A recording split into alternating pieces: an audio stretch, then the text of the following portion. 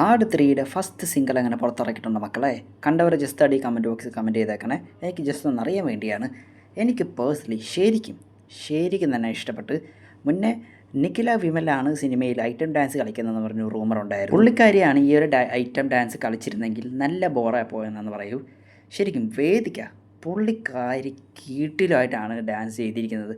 പുള്ളിക്കാരി ആ ഒരു ബോഡി ലാംഗ്വേജും കീട്ടിലും സ്റ്റെപ്സും പുള്ളിക്കാരി ഇന്നും ഷീ ലുക്ക് വെരി ഗോർജസ്. സിനിമയുടെ മ്യൂസിക് എല്ലാം ഒരുക്കിയിരിക്കുന്നത് ഷാൻ റഹ്മാനാണ്. ബബ്ബ സിനിമയ്ക്ക് ശേഷം പുള്ളിക്കാരന് ഇഷ്ടമുള്ള ഹേറ്റേഴ്സ് കൊണ്ടായിരുന്നെങ്കിലും പക്ഷേ ആ ഒരു ക്ഷീണം ഈ ഒരു സിനിമയിലൂടെ പുള്ളിക്കാരൻ മാറ്റിയെന്ന് തന്നെ പറയേണ്ടി വരും.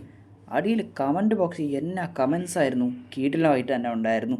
പിന്നെ ലിറിക്സും പിന്നെ ചില ട്യൂണെല്ലാം കേട്ടിട്ട് ഒരു ഹിന്ദി ഒരു ബോളിവുഡ് സ്റ്റൈലൊക്കെ പേഴ്സണലി എനിക്ക് തോന്നുന്നത്. പക്ഷെ എന്നാലും കൊള്ളാം. ആ ഒരു ഡാൻസും ഈ ഒരു ട്യൂണൊക്കെ ആയിട്ട് നല്ല കീടിലം സിംഗ് തന്നെയായിരുന്നു.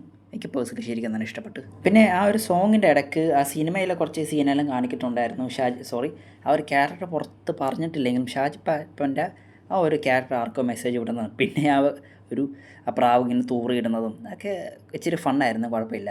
ഈ ഒരു സോങ് തിയേറ്ററിൽ ഒരു ഓളം തന്നെ ഉണ്ടാക്കും.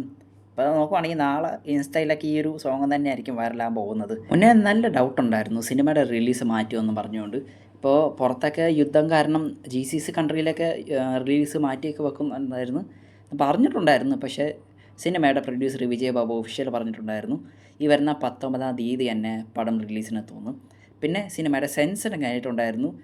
സർട്ടിഫിക്കറ്റാണ്. ഇപ്പോൾ ഇറങ്ങിയ 3 സിനിമയും ക്ലീൻ സർട്ടിഫിക്കറ്റ് തന്നെയായിരുന്നു. ധൈര്യത്തോടെ പോയിരുന്നു തിയേറ്ററിൽ കാണാം.